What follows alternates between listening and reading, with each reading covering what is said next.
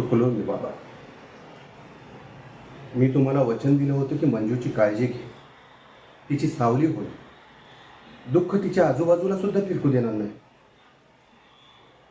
पण बाबा, मी तिची सावली होणं तर दूरच राहील. बाबा हो, तीच माझा आकाश बनली आहे. अख्ख्या घराचा भार ती एकटी सांभाळते आणि मी पुरुषासारखा पुरुष असून सुद्धा नाकाम आहे. ना बहिणीचा पाठीराखा बनवू शकलो, ना अलकाला सुख देऊ शकलो. माझी छोटी तरी